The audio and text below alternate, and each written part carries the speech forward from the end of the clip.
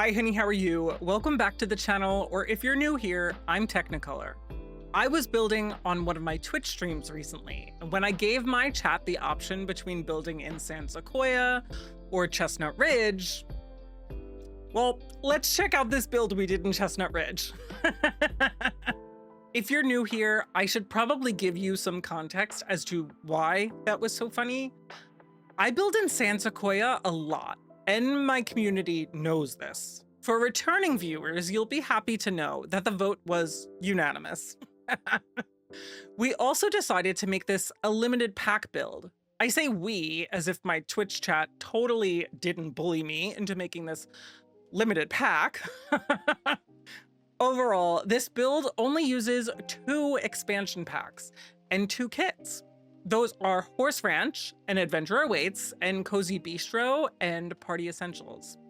I kind of feel like I should apologize for using Party Essentials though, because we used a grand total of 1 item, the bar.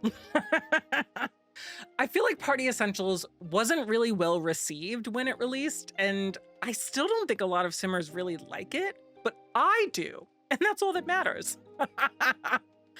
That, my friends, is what we in the business call delusion. Anyway, the actual inspiration for this build was from a post by Glimpses of the South on Instagram from actual years ago that I rediscovered in my liked posts. It was just this cute little blue house with some white trim that I thought was super cute. So we decided to make it in The Sims. I've started doing this new thing over on my Twitch channel where each Wednesday night we kind of just chill out and build. Usually in The Sims, but sometimes we'll play Palia too. Technically, I built this over 2 streams and then did an extra hour on my own a few days later for some finishing details, but mostly landscaping. I'm really pleased with how the landscaping turned out for this build because I used a fair amount of debug items. It all just helps to pull this specific build into the world and give it a bit more character. You could probably place this on any 30 by 20 lot, but we built this on Champions Grove in Chestnut Ridge's new Appaloosa neighborhood. Admittedly, I don't build in Chestnut Ridge a lot, and when I do, it appears to be on this lot, but it's a really good lot, isn't it? I'll have to put it on my to-do list to do some builds on some of the other lots in Chestnut Ridge, but here we are. Moving on to the floor plan, I literally laughed to myself while editing this video down. I don't normally cut out significant portions out of my build videos. I mostly just take out pauses and things like that, unless the video would end up like really being far too long. Every pause in this section, however, was me just vigorously circling parts of the build with my mouse where I was telling my Twitch chat what I intended to do with each spot.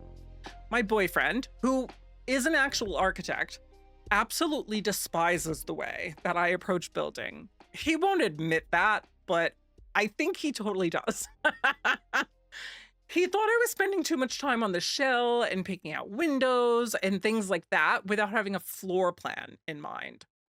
I don't know how other people build, but unless I'm working on something like a shell challenge, which can be pretty limiting in terms of floor planning, I generally just have a feel for where everything will go. At least in residential builds. And usually up until the staircases need to go in. But this is a single-story home, so we didn't have to worry about that this time. I knew that in the back of the house, kind of opposite the front porch, is where I'd be putting the bedroom, though I was slightly worried it would be too big of a room. I wanted the kitchen and dining rooms to be on the left side of the house and the living room on the right. I knew the house itself was big enough to fit more rooms, which by the end became an office and 2 bathrooms, but easily could have been an extra bedroom or 2. There is that fireplace on the left side of the house though. That did annoy me a tiny bit. I knew it'd be going there based on the chimney that we put, but I wasn't fully thinking about it being inside the bump out at the start. It kind of just needed to go inside that, or else it was just in the way of the entrance to the dining room. Then, when I fully made my case that I did in fact have a floor plan in mind, you'll see the exact moment that I'm satisfied enough to momentarily go back outside to paint the walls and add some other details. I really like the cabinets from Horse Ranch, even though they definitely feel more rustic or just show more wear. They're really nice, but I do tend to gravitate towards a few specific swatches, and I was trying to avoid those this time around. Spoiler alert, I do switch back to my tried and true dark swatches by the end. I wanted this room to be very bright and yellow from the beginning, and I thought I could use the cabinets to do so, but it just wasn't working well together. I also temporarily was using another pack, Home Chef Hustle, mostly because I wanted to bring in more yellow with the appliances. But I am so glad that we decided to move away from that. I think that this room would have kind of looked muddled or ugly had we kept a lot of my initial decisions. I struggled for a bit with using island counters because I think I just wanted more space in the kitchen than we actually had. So I moved to more of a peninsula sort of thing. I also added some placeholders for furniture that I thought we could use for the dining room, as well as a door for the bedroom that I thought might work. Then we moved on to decorating the kitchen itself. I'm really glad that we decided on using both Adventure Awaits and Horse Ranch here because they complement each other so well. While I'm working on finishing up the kitchen and then moving on to the dining room and sort of patio area, can I talk about my Monday? I had such a severe case of the Sunday scaries this weekend because my doctor's office finally got back to me about refilling my prescription. And they said they couldn't refill it until I come in and see the doctor, since it's been some time since I had last seen my primary physician. The fact that last year, my boyfriend and I both made appointments to see the doctor, and they had an issue and had to switch us from seeing our actual doctor to seeing the physician's assistant, apparently made little difference to them. So even though they messed up with the scheduling then, I still would need to come in or else they were literally going to withhold my prescription. On one hand, I get it, because your actual doctor should be assessing you and seeing if you even still need that prescription or maybe need an adjustment, whatever. But I was there last year. I just didn't see my doctor. So all weekend long, I was stressed about needing to go in because somehow they magically had an open appointment for me on a Monday morning, even though it generally takes months to get an appointment with this doctor. Anyway, one of the reasons I hadn't been to see this doctor in some time was because I felt kind of judged last time I went. My mental health hadn't been the greatest at that time, and this was ages before I'd even found out that I had anxiety or anything. I assumed your doctor was the place to go for any sort of assistance with that, and I felt brushed off. And instead, all of the focus was on me needing to lose weight, which, yes, I could still stand to lose a couple of pounds, I'll admit, but that really wasn't what I was there for. I felt ashamed, confused, and it set me back mentally, quite honestly. So I really didn't want to go see this doctor on Monday. I went, and I'm so glad that I did because I was most definitely still annoyed about my weekend being ruined and me needing to come in or else I couldn't get my prescription refilled. I started out by being genuinely nice when talking to the doctor, but then I was very clear that the reason I hadn't been was because I felt he had failed me my last time there. He took the feedback, apologized, and informed me that since that visit, the practice has made positive improvements towards handling mental health.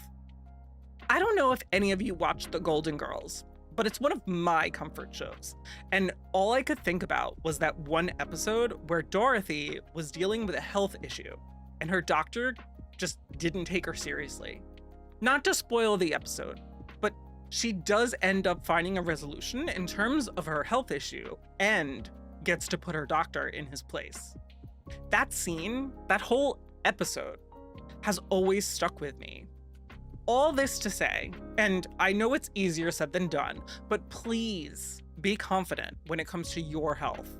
I feel like it's so easy to be overlooked or have something brushed over. But stand your ground and channel your inner Dorothy Spornak.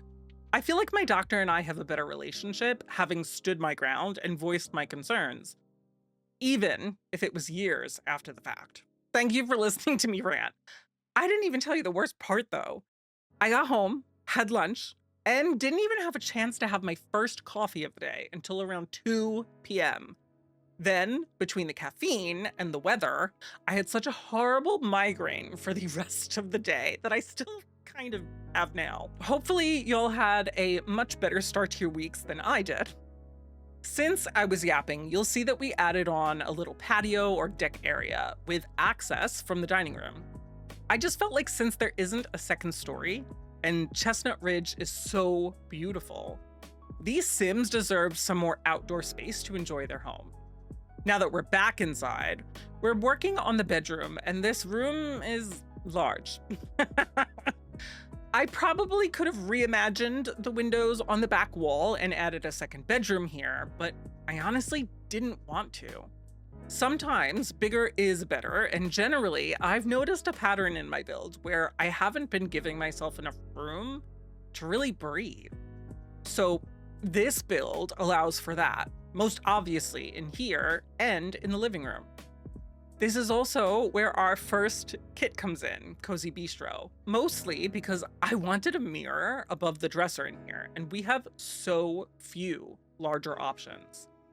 I personally love and definitely would have used the one from Lovestruck if we weren't limiting packs here.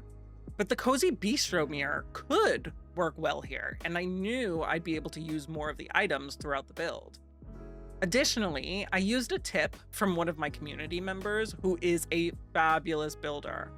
I layered one rug over another, so my chosen rug would have the fringe from the rug underneath. Plus, it forced me to play with more patterns and colors in ways that I don't normally. The living room was another story, mostly due to the positioning of the chimney and fireplace. I just needed everything to be there, or else, apparently. This left so much space behind the main living area closer to the windows. I cut a lot out of this part of the video because it was comical, the things that we were trying in that spot. At one point, we just had gym equipment, which I suppose could have worked, but for some reason just wasn't. Someone mentioned a piano, which made me remember that Horse Ranch has that beautiful upright piano we could use. After some rearranging, we found that having the piano near the front and removing the window that we had there instead was the way to go. We also added in a bar, and since I hate the one from Adventure Awaits with a passion, we spent an astronomical amount of time trying to figure out what other pack we could add in that wouldn't be too ridiculous.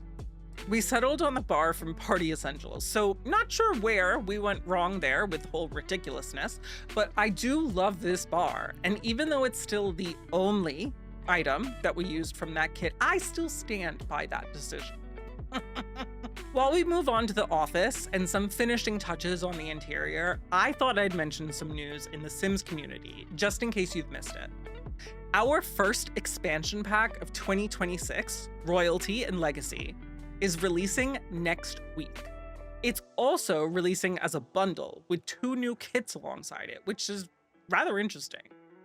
I mentioned before how I built this particular build on my Twitch stream. Well, I'm going to shamelessly plug myself again. As an EA partner, I'm hoping to receive early access to this new pack, and if I do, you can definitely expect me to be playing with the pack live before it releases. If you're not already following me over on Twitch, you might want to do that now, just so you don't miss out on that. I'm not paid to play The Sims, though I do sometimes receive packs so that I can cover them, or even have giveaway codes that I can give away to my community. However, I do have a creator code, which means that whenever my code Teknikolour is used at checkout on the EA app, I do receive a small commission from EA. This basically just means that whenever you're purchasing Sims packs or most other EA game titles, you'll be supporting me and my content, because a portion of that sale will go to me instead of all of it going to EA. This is a big deal for me as a smaller creator because this is currently my full-time job. And every type of support, financial or otherwise, is a huge help. Through February 17th, you'll benefit whenever you use my creator code too. They've temporarily added a 5% discount to our Sims creator codes, specifically for Sims packs, which includes this new expansion pack bundle. I should also make you aware of some concerning Sims news. EA will be going private in a $55 million sale this year. This is disappointing news for a lot of us Simmers because, as you know, The Sims is known for its inclusivity and for including packs that bring much needed representation to underrepresented communities. The buyers in this sale seem to counter those core values of The Sims, so many Simmers are actively boycotting the game, including these new releases. They're hoping that it'll send a message to EA. I don't think it's my position to tell you how to feel about this sale, but I do urge you to do your own research and let both The Sims and EA know your position. Especially because, and here's some good news, members of the US Congress have already called upon the Federal Trade Commission to do a thorough review of this acquisition before it officially goes through. If you choose to participate in this boycott and will not be financially supporting EA or me by using my creator code, I completely understand. However, there are still ways that you can support me as a creator if you wish to. Watching these videos or my Twitch streams and sharing my social media posts are all free ways that help more than you'd expect. If you'd like to support me financially, which thank you, I truly appreciate you, you can do so on platforms like Twitch and Ko-fi. As an added perk, monthly support on either of those platforms also gives you access to my book club. Okay, I'm officially stepping off of my soapbox now, but I just feel like it's important to keep you fully informed because The Sims is a game that I care deeply about. Even though I'm not actively boycotting, I do still hope that this acquisition doesn't go through and that our values will remain unchanged. So that's why I'm still making Sims content. In the meantime, let's recap what we missed while I was yapping. The Office was really fun to work on because it mixes Adventure Awaits and Cozy Bistro in such an interesting way.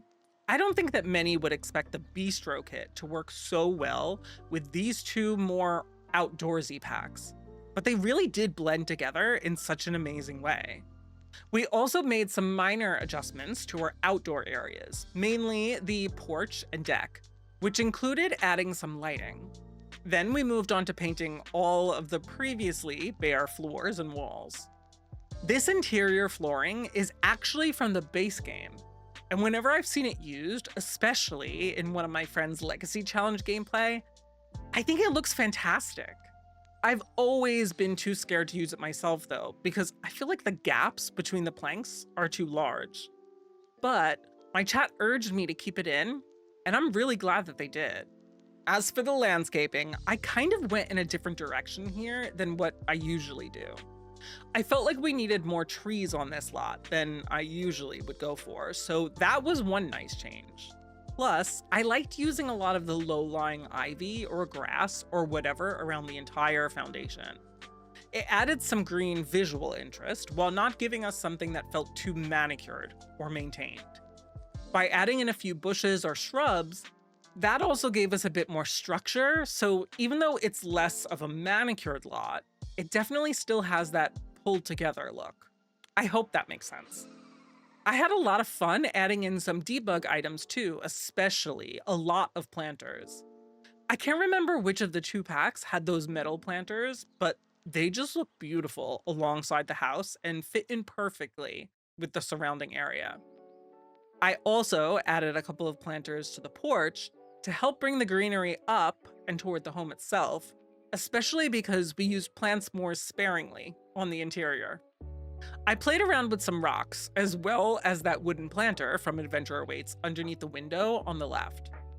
That whole area just looks so nice, and almost as if the Sims here actually have used those items like the big milk jug thing. In the back, I added in a broken down piece of equipment. Since there's no shed or anything like that, I felt like Maybe this was an older item that had seen use and better days until it fell into disrepair.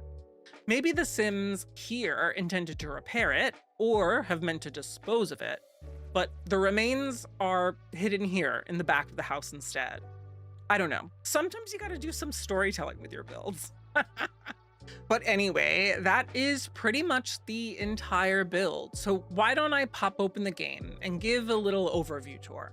Here we are in the game, and this is the build that we came up with. And I just gotta say, I love how the landscaping in front of here looks. And then in the back, I just think it looks so nice, and it feels like something that would realistically be in this neighborhood. Switching to an aerial view now, you can see that you come directly up onto this little porch area, and then you come into this sort of like entryway, and it looks directly into the primary bedroom. But over here on the left, you got the kitchen, you have some clothes that you can hang up over here, as well as a little place to get ready on here. You have the dining room back here with access to that back porch. The bathroom also has its own ensuite, and then there is a bathroom for just the main house here. The living room also kind of functions as an entertainment area with the piano and the bar.